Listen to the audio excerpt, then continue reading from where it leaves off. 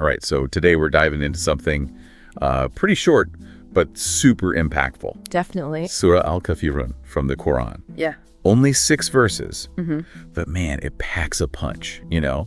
Especially when you think about Right, for sure. how it deals with interacting with folks who have totally different beliefs. Yeah. Like specifically people who don't believe in Islam. Exactly. And you know what's really interesting is that it comes from this, time and place where religious tolerance, it wasn't really a thing. Right. You know what I mean? Yeah. So to really get how powerful this is, Yeah. it's actually helpful to just hear it. Yeah. Why don't you read it for us? Okay. So say, "O disbelievers, Okay. I do not worship what you worship, nor are you worshipers of what I worship. Gotcha. Nor will I be a worshiper of what you worship. Okay. Nor will you be worshippers of what I worship. Yeah. For you is your religion, and for me is my religion." Man, that last line is it's so simple. For you is your religion, and for me is my religion. It's so straightforward. But it's so powerful, you know? And especially given the historical context. Absolutely. It's huge. Think about it, right? This was revealed in Mecca. Right. A place where, the Prophet Muhammad, his early followers, they were facing so much hostility just for what they believed. Oh, for sure. Imagine being in that situation, constantly pressured to just, conform. Yeah, you'd totally expect a more, I don't know. Defensive. Yeah, defensive, aggressive, something like that. Right. But this is a totally different approach. Completely big. It's not about converting anyone. Nope. It's not putting down other beliefs. Not at all. It's about drawing a line. Yeah, yeah. You see the repetition in verses 2 through 5. Yeah. I do not worship what you worship, Right.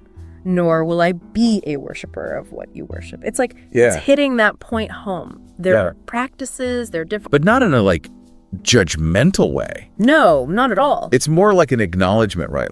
We get it, we're different, but we're not going to pretend we're the same. Exactly. It's mutual exclusivity without putting anyone down.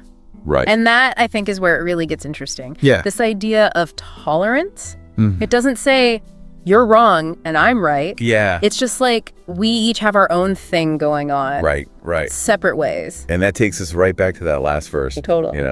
For you is your religion, and for me is my religion. Boom.